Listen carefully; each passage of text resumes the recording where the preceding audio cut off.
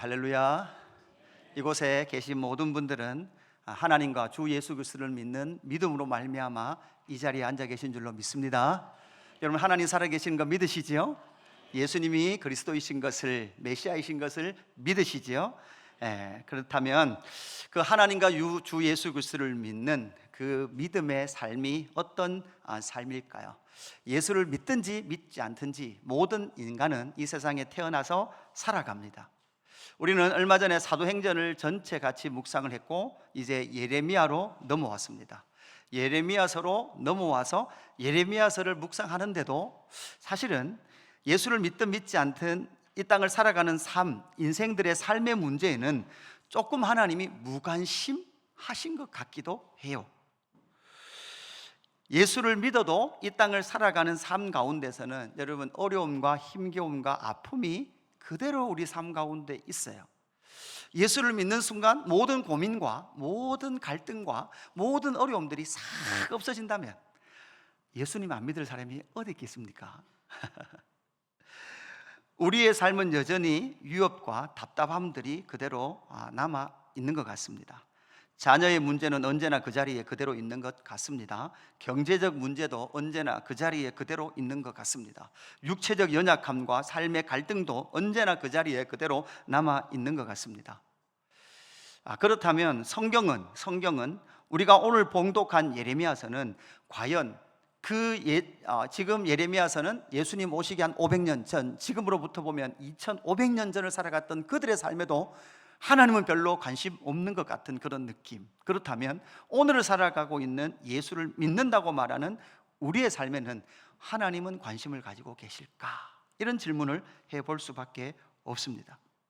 지금 이스라엘이라는 나라, 이 예레미야 오늘 본문의 상황은 바벨론의 느부갓네살 왕이 2번이나 이스라엘 침공했습니다. 예루살렘까지 침공을 했습니다.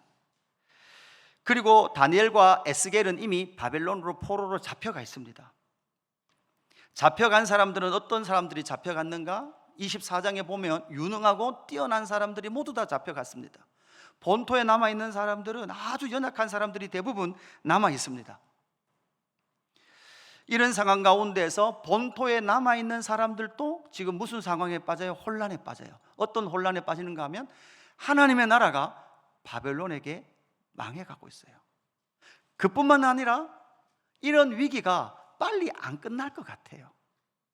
포로지에 잡혀가 있는 백성들도 포로지에서 살아가고 있는데 하나님은 그 포로 백성들에게 별로 관심이 없는 것 같아요.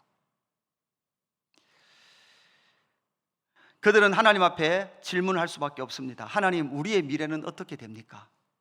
하나님은 우리의 삶을 책임지고 계십니까? 하나님의 나라라고 말하는 이스라엘의 현실이 왜 세상 나라 바벨론에게 망해가는 그런 현실을 만나게 됩니까? 하나님보다 바벨론이 힘이 더 세단 말입니까?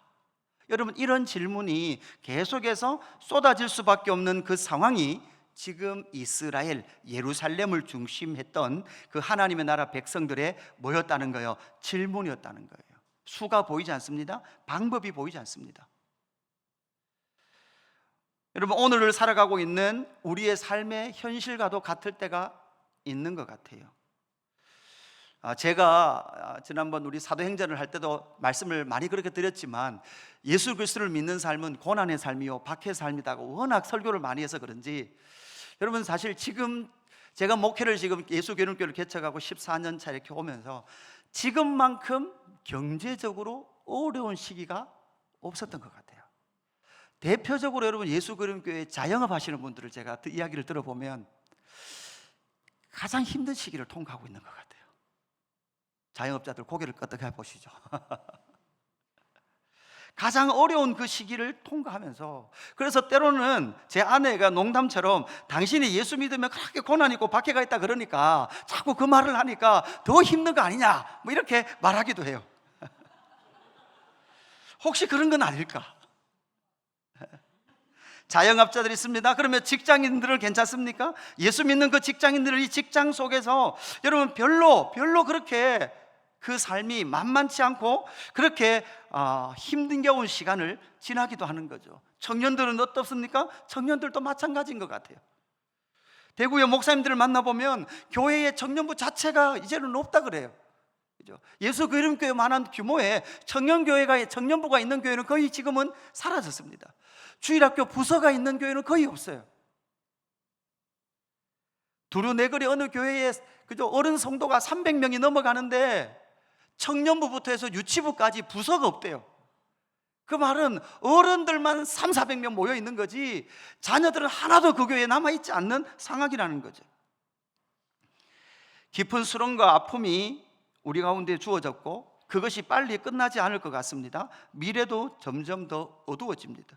낙심과 두려움에 휩싸여 있는 이스라엘 백성들의 모습이 오늘 살아가고 있는 우리의 모습 같기도 합니다. 그 말씀을 그러한 상황 가운데에서 오늘 예레미야는 11절, 우리가 너무나 잘 아는 말씀이죠. 11절 말씀 우리 같이 한번 봉독해 볼까요? 화면을 보고 같이 봉독합니다. 시작. 여호와의 말씀이니라 너희를 향한 나의 생각을 내가 아나니 평안이요 재앙이 아니라 너희에게 미래와 희망을 주는 것이니라. 아멘. 앞에서 제가 계속 말씀드렸던 것처럼 우리의 삶의 상황은 그렇게 희망적이지 않아요. 그렇게 밝지 않은 것 같아요. 여러분, 우리도 그렇듯이 이 당시를 살아갔던 예레미야 공동체 이스라엘 백성들의 미래도 별로 밝지 않아요. 그죠? 희망이 보이지 않아요. 그런 상황 가운데서 여호와의 말씀이니라 너희를 향한 나의 생각을 내가 아나니 평안이요 재앙이 아니니라 너희에게 미래와 희망을 주는 것이라. 여러분, 이게 너희를 향한 나의 생각을 내가 아나니, 누가 아신다는 거예요? 하나님이 아시는 거예요. 하나님께서 이스라엘 백성들을 어떻게 생각하고 계신지, 그리고 그들의 미래와 희망이 무엇인지를 하나님은 알고 계시다는 거예요. 그래서 오늘 우리는 이 말씀을 통하여 너희를 향한 나의 생각, 다른 말로 하면 우리를 향한 하나님의 생각, 더 직접적으로 말하면 나를 향한 하나님의 생각이 도대체 무엇이냐라는 것을 우리는 이 본문에서 찾아야 합니다. 상황은 어땠습니까? 절망이라고 그랬습니다. 상황은 희망이 보이지 않는다고 했습니다.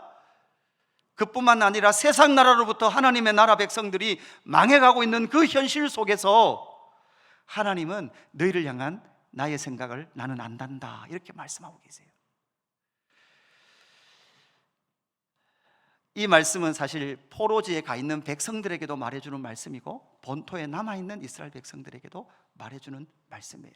먼저는 바벨론의 포로로 잡혀가 있는 그 백성들을 향한 하나님 아버지의 마음이 무엇인가? 첫 번째는 바벨론에서 평안의 일상을 살아라라는 거예요. 여러분, 뭐라고요? 바벨론에서, 어디에서? 바벨론에서 일상을 사는데 어떤 일상을 살아요? 평안의 일상을 살아요. 목사님, 바벨론의 포로로 잡혀갔는데 그게 무슨 평안의 삶이 될 수 있습니까? 여러분, 우리가 잘 알듯이 오늘 본문은 예레미야가 바벨론으로 포로로 잡혀가 있는 사람들에게, 그 남아있는 장로, 1절에 보면 남아있는 장로들에게 편지를 써보낸다, 이렇게 말하면서 바벨론으로 포로로 잡혀가 있는 그 백성들이 그 포로지에서 어떻게 살아야 된다라는 것을 예레미야가 써보내고 있는 내용이 들어가 있습니다. 여러분, 여기서 남아있는 장로하였다, 남아있다라는 것은 예테르라는 단어를 쓰는데, 사실 이 남아있다라는 뜻의 의미는, 예테르라는 의미는 뛰어난 자라는 의미예요. 그러니까 여러분, 본토에 남아있는 자들이 아니라 바벨론으로 잡혀간 사람들이 사실 어떤 자들이에요? 뛰어난 자예요. 우리는 예레미야 24장에서 이미 확인했습니다. 본토에 남아있는 사람들이 뛰어난 사람들이 아니라 사로잡혀간 사람들이 뛰어난 사람들이에요. 여러분, 그 땅에는 누가 살고 있었습니까? 이미 다니엘과 세 친구들이 살고 있었습니다. 여러분, 오늘 본문 상황에서 이미 다니엘이 느부갓네살의 꿈을 막 해석해주고 이런 시기가 지나간 시기예요. 지금 잡혀가 있는 다니엘이 바벨론에서 뭘 하고 있어요? 느부갓네살이 꿨던 그 꿈을 해석해주고 있어요. 그리고 제국의 왕이었던 느부갓네살 입에서 뭐를 고백해요? 네가 믿는 여호와 하나님이 진짜 신이다 라는 말이 막 터져나오고 있는 그런 상황이에요. 에스겔도 포로로 잡혀가 있습니다. 그리고 많은 포로지에 잡혀가 있던 장로들이 에스겔에게 찾아와서 묻습니다. 하나님의 나라 어떻게 되겠습니까? 이 나라 망하겠습니까? 안 망하겠습니까? 여러분, 예레미야가 어떤 말 해주길 원해요? 안 망한다라는 말 해주고 싶죠. 그러나 그렇게 안 망한다라는 말을 해주면 좋겠지만 예레미야 입에서는 아니, 예루살렘 성 다 무너진단다, 이 나라 망할 거란다. 그 속에서 이런 상황 속에서 바벨론의 포로로 잡혀가 있는 그들에게 너희는 평안의 일상을 살아라 이렇게 말해주고 있는 거죠. 사실 여러분, 에스겔에게 많은 장로들이 찾아와서 이 나라 망하겠나 안 망하겠나 여러분 물어보거든요. 제가 물어보는 걸 보면서 사실 이번 주에 우리 목사님들 공부를 하면서 모임을 하면서 그 범어동에 가면 진짜 그렇대요. 그 기독교인들이 전문으로 가는 점집이 있다 그러더라고요.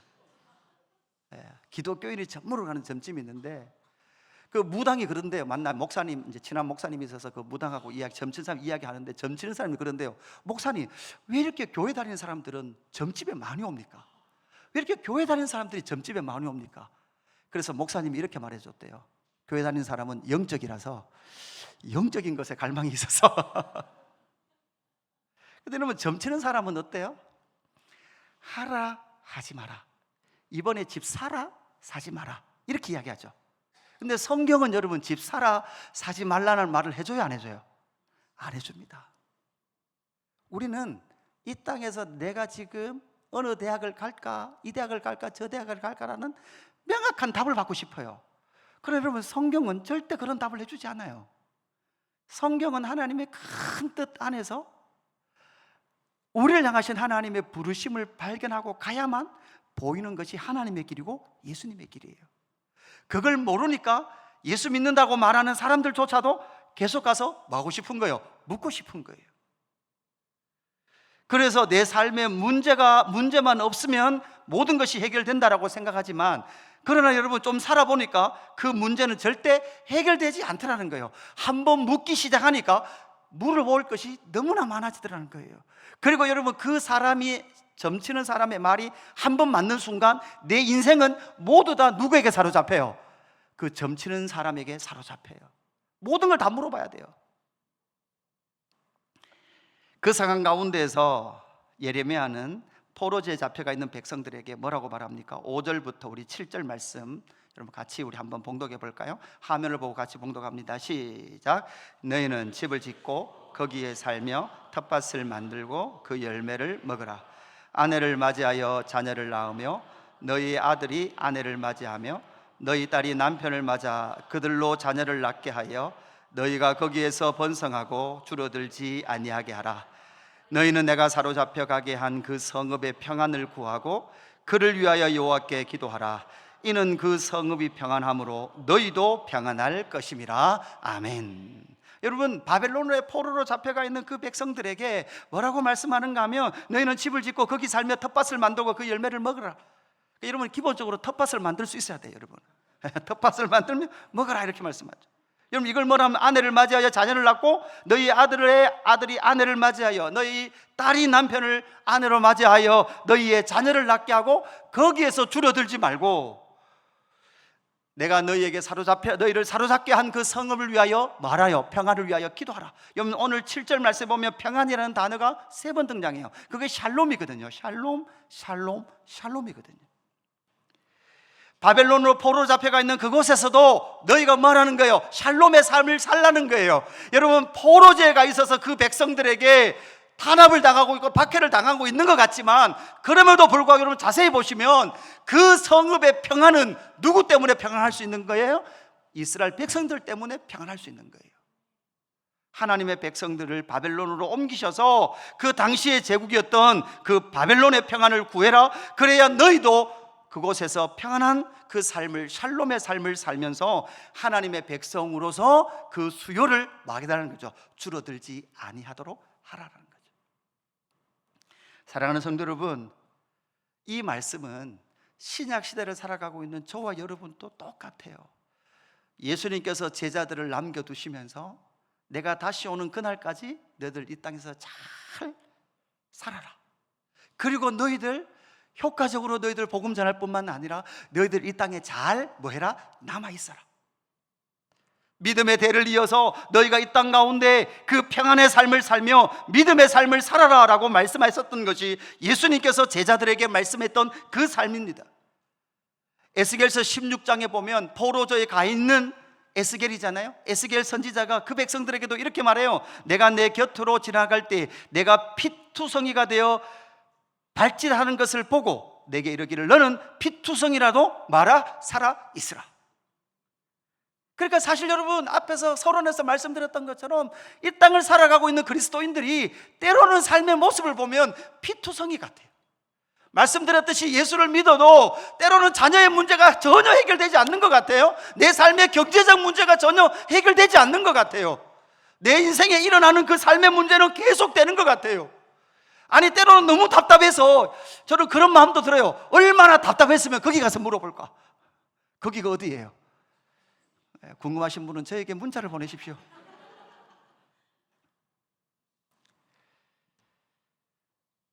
피투성이라도 말하는 거예요. 살아라는 거예요. 살아라. 바벨론 땅 가운데에서 문제가 끊임없이 그들을 덮고 아픔이 그들의 삶을 덮을지라도 주님은 너희가 피투성이라도 너희는 그 땅을 살아라고 말씀하고 계시는 것이죠. 여러분, 이것이 바로 하나님 아버지의 마음인, 하나님 아버지의 뜻인 줄로 믿습니다. 하나님의 계획이에요. 하나님은 그 백성들의 수요를 절대 줄어들지 않게 하셨어요. 하나님은 70명의 야곱의 가족이 애굽으로 들어가게 하셔서 430년 동안 극심한 노예로 있지만 그 백성 70명이 들어갔던 그 백성을 250만으로 그 백성들을 보존하시고 확장시키셨어요. 여러분, 그래서 우리는 이 땅 가운데서 하나님의 뜻을 알고 하나님 아버지의 마음을 알고 우리의 일상이 하나님의 샬롬으로 덮어질 수 있도록 기도하며 나가는 저와 여러분 삶 되기를 주님의 이름으로 축복합니다. 두 번째는 무엇입니까? 하나님의 뜻이 무엇입니까? 하나님의 마음이 무엇입니까? 하나님을 온 마음으로 찾고 구하면 만나리라, 이렇게 말씀하고 있습니다. 여러분, 우리는 젊을 때는 친구를 잃어버린 것 때문에 많이 힘들 때가 있었을 거예요. 지금 청소년들도 보면요, 대부분 그 친구하고 이렇게 관계가 안 좋으면 학교도 가기 싫고 뭐 이런 이야기들을 하더라고요. 근데 여러분, 조금 살다 보면 여러분, 뭐를 잃는 게 여러분 많이 잃는 거라고 생각해요? 돈을 잃으면 많은 것을 잃어서 마음에 큰 스크래치를, 상처를 받은 채 그렇게 살아가시는 분도 많습니다.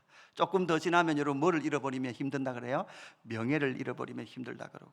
근데 나중에 뭐를 잃어버리면 다 잃어버린가 그래요? 건강을 잃어버리면 다 잃어버린 것이다. 근데 물어봅시다. 진짜 여러분, 잃어버리지 말아야 될 것이 무엇일까요? 인류가 누구를 잃어버려서 이런 아픔 속에 있을까요? 결국은 하나님 아버지를 잃어버렸기 때문에 이 상태가 된 거죠. 인류의 모든 문제는 창조주 하나님을 잃어버렸기 때문에 일어나는 문제입니다. 우리의 모든 삶의 문제는 사실은 하나님 아버지를 잃어버림으로 말미암아 일어난 문제들입니다. 지금 이스라엘 백성들 안에는 하나님의 뜻을 말해줘도 하나님의 뜻을 전혀 못 알아들어요. 여러분, 거짓 선지자들은 뭐라고 말합니까? 2년 안에 이 나라 다 회복될 것이다 라고 말해요. 근데 누가 인기가 있어요? 2년 안에 돌아온다라고 말하는 사람들이, 그 선지자들이 인기 있어요. 예레미야는 70년이 차야 돌아온다라고 말하는데 그 예레미야 말에는 사람들이 별로 관심이 없어요.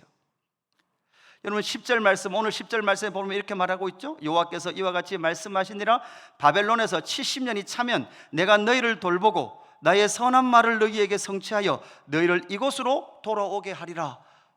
여러분, 70년이 차면 돌아오는데, 여러분 좋아요. 70년이 차면 오는 게 좋은데 14절 말씀은 이렇게 말하죠. 이것은 여호와의 말씀이니라. 나는 너희들을 만날 것이며 너희를 포로된 중에서 다시 돌아오게 하되 내가 쫓아 보내었던 나라들과 모든 곳에서 모아 사로잡혀 떠났던 그곳으로 돌아오게 하리라.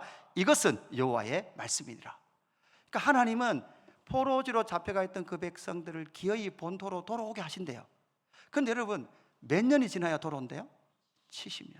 그러면 솔직히 말해서 예레미야 편지를 받고 있는, 이미 포로로 잡혀가 있는 그 땅을 살아가고 있는 그 포로 백성들은 포로지에서 돌아올, 자기 세대에 돌아올 희망이 있어요, 없어요?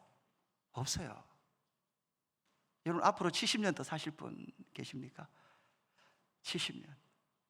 70년이라는 시간은 그 포로지에 잡혀가 있는 그 백성들에게는 70이라는 시간은 자기 세대에게는 별로 희망적이지 않은 말씀이에요.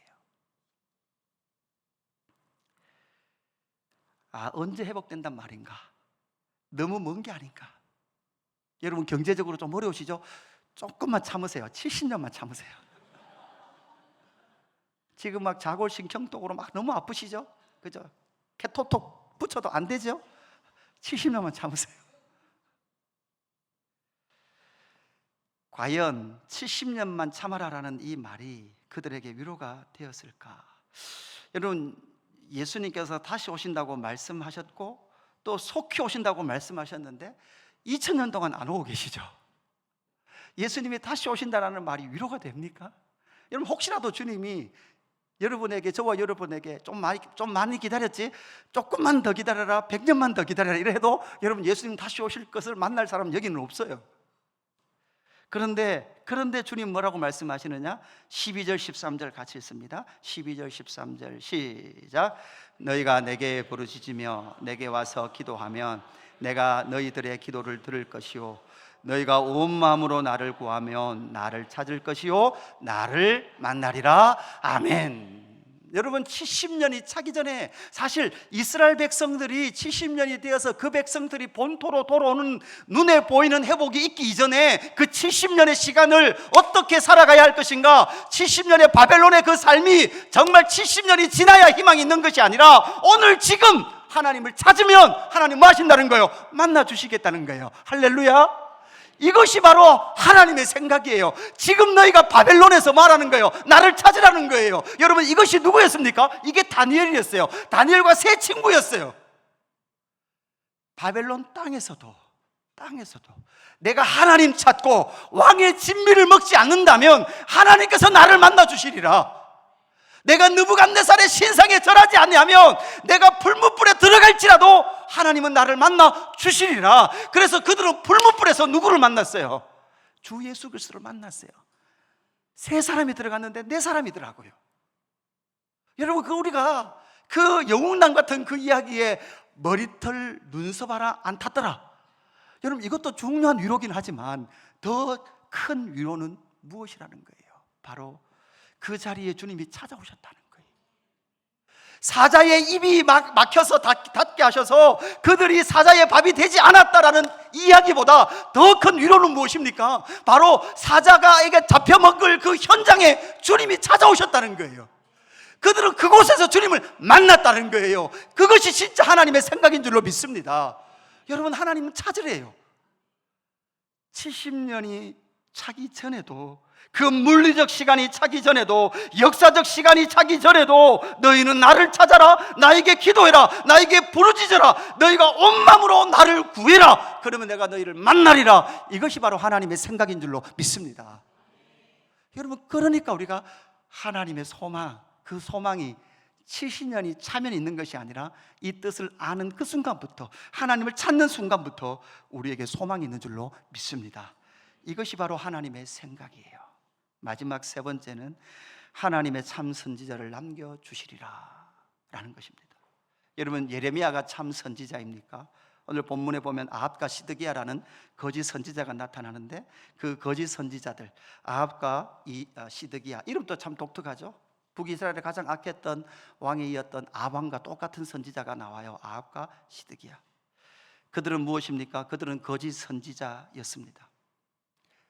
지난 주일인가요? 제가 말씀을 드렸지만 사실 여러분 우리 안에, 여러분 항상 참 이 땅을 신앙생활 해보니까 독특해요. 우리 안에도 언제나 여러분 뭐가 있어요? 두 소리가 있는 것 같아요. 어떤 한 소리는 70년을 외치는 소리가 있는 것 같고 또 어떤 한 소리에서는 2년이라는 소리가 같이 있는 것 같아요. 내 안에 발견되는 참 선지자와 거짓 선지자의 소리가 같이 있는 것 같아요. 그래서 언제나 우리는 뭐를 붙들고 싶어요? 인간적인 희망을 붙들고 싶어요. 하나님의 뜻이 아니라 내가 바라는 그것을 붙들고 싶어 하죠. 그러나 오늘 본문 19절 말씀을 보면 이렇게 말씀합니다. 여호와의 말씀이니라 너희들이 내 말을 듣지 않았기 때문이니라 내가 내 종 선지자들을 너희에게 꾸준히 보냈으나 너희는 그들의 말을 듣지 않았느니라 여호와의 말씀이니라. 저는 이 19절 말씀을 보면서 사실 여러분 우리는 잘 듣는다고 말하지만 사실 대부분은 우리는 잘 안 듣는 것이 우리의 옛사람의 본성이에요. 안 들어요. 내가 듣고 싶은 대로 듣고 내가 생각하는 대로 들어요. 내 감정이 하나님 말씀보다 앞서요. 내가 기분 나쁘면요 때리쳐버려요. 내 경험에 맞지 않으면 때리쳐버립니다. 이것이 인간이 가지고 있는, 아니 저와 여러분이 가지고 있는 기본적인 본성이더라고요. 여러분의 생각에 어긋난 것을 이야기하거나 요청하면 마음이 불편합니다. 전혀 순종하고 싶은 마음이 없습니다. 여호와의 말씀이라 너희들이 내 말을 듣지 않았기 때문이니라. 내가 내 종 선지자들을 너희에게 꾸준히 보냈으나 너희는 그들의 말을 듣지 않았느니라. 여호와의 말씀이니라. 여러분, 이 말씀을 예수님께서 예수님 시대도 그대로 말했죠. 그러니까 예수님 그때 뭐라고 말하는가 하면, 내가 선지자 시대에 살았다면, 너희가 선지자의 시대에 살았다면 우리는 선지자의 말을 잘 들었을 겁니다. 이런 말 하지 마라 그랬어요. 다른 말로 하면 지금 또 저와 여러분이 내가 예수님 시대에 살았으면 내가 예수님 말 잘 들었을 거, 이런 말 하지 말라는 거예요. 기본적으로 여러분 뭐를 말하는 거예요? 우리는 가만히 두면 선지자, 예수님의 말, 선지자의 말을 듣는다 안 듣는다? 안 듣는다. 이거부터 인정하라는 거예요. 내 말 잘 듣죠? 이런 건 없어요. 우리는 원래 참 선지자의 말을 안 들어요. 이게 나라는 존재예요. 그러니까 내가 좀 순종했니? 나는 잘하니? 이런 생각을 우리 마음속에 일단은 지워야 돼요. 우리는 절대 하나님과 주 예수 그리스도와 선지자의 말을 들을 수 없는 사람들이었어요.